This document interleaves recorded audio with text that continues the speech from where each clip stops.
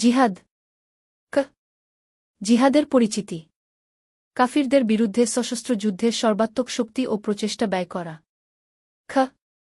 জিহাদ শরিয়াতসম্মত হওয়ার হিকতম। জিহাদ ইসলামের সর্বোচ্চ শৃঙ্গ এবং সর্বোত্তম নফল ইবাদ। আল্লাহ তাআলা নিম্নোক্ত অনেক উদ্দেশ্য বাস্তবায়নে জিহাদ শরিয়াতসম্মত করেছে। ১. আল্লাহর কালেমাকে বুলন্দ করতে এবং দিন পুরোটাই যাতে আল্লাহর জন্য হয়। ২. মানবজাতির সুখশান্তি ও তাদেরকে জুলুম নির্যাতন ও অন্ধকার থেকে উদ্ধার করে আলোর পথে নিয়ে আসতে। ৩. পৃথিবীতে সত্যকে বাস্তবায়ন করে ন্যায় বিচার প্রতিষ্ঠা করতে, বাতিলকে ধ্বংস করতে এবং জুলুম ও ফাসাদকে চিরতরে নিষেধ করতে। ৪.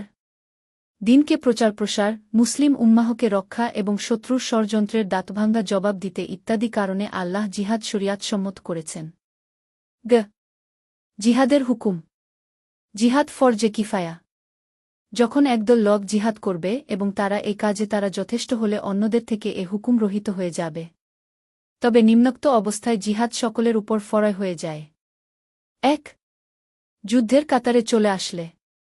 ২. কারো দেশ শত্রু দ্বারা আক্রান্ত হলে। ৩. ইমাম বা রাষ্ট্রপ্রধান যুদ্ধের জন্য আহ্বান করলে। জিহাদ ফজর হওয়ার শর্তাবলী। ইসলাম, আকেল, বালিগ, পুরুষ, অসুস্থতা ও অক্ষমতা থেকে মুক্ত থাকা এবং জিহাদে যাওয়ার খরচ থাকা।